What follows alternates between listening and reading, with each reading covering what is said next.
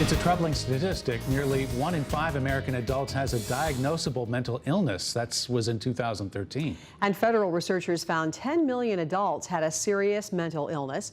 More than 15 million had a major depressive episode.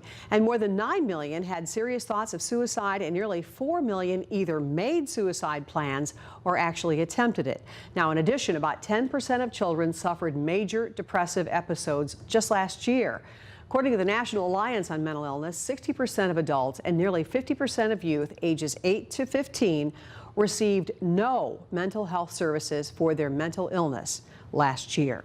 Well, tonight there is an estimated 1 in 4 Hoosiers experiencing a medically diagnosable mental health condition. And often they don't get the help they need because of a severe shortage of psychiatrists.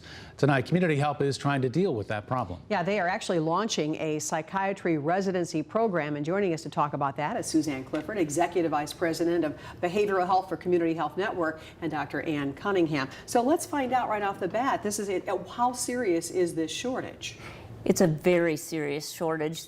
As you said, half of the people in the country are not getting the help that they need, and so we need to fill this gap, and it really is a national public health issue at this point. Well, let's go ahead. Let's talk about why. Why is there such a shortage? Yeah, well, a lot of people haven't gone into psychiatry. I think there is still a lot of stigma around mental illness and substance use disorder. And then there's just a general shortage of many types of physicians, primary care, psychiatrists, some of the key physicians that you're going to need.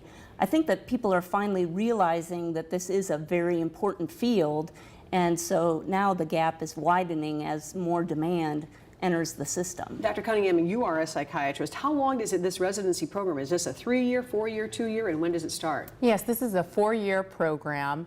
It will start July 2016. We'll start the first residents and be forming the residency program. You know, really, one of the reasons that we talk about this shortage is that psychiatrists, when you look at how much doctors make, they're closer to family practice physicians and internists and that sort of thing. So we need to have the numbers go up money-wise to attract more people and more candidates, I would think.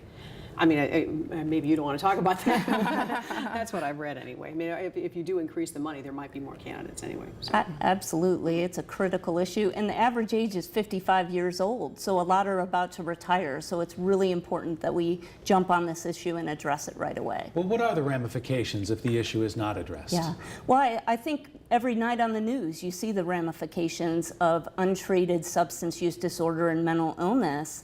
It hits our society everywhere. Suicides in youth are a tragic situation, heroin overdoses. These are all problems that a psychiatrist can help with. And what a psychiatrist can do is prescribe medication. They can do therapy and prescribe the medicines that can help people get through some of these issues. Is that correct? That is correct. Yeah, so that's different than what a psychologist would do or a nurse practitioner or something like that. What's the difference? I guess you should just tell me. Yes, so as far as psychologists, that's where therapy comes along, and psychiatrists can do therapy as well, but they also know about the medical pathophysiology and how to prescribe medical medicines to patients. So you're going to get a lot of training in that during this residency? Yes.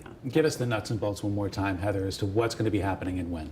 Yes, so July 2016, that's when we're going to get the first residents on board, and that's our target date there. Well, we hope that we have more of those professionals out there, so maybe Bob and I won't be doing so many sad stories at times. right, It does seem a bit overwhelming, and people do need the help. They do need the help. You're exactly right. Thank you both very much. Thank you.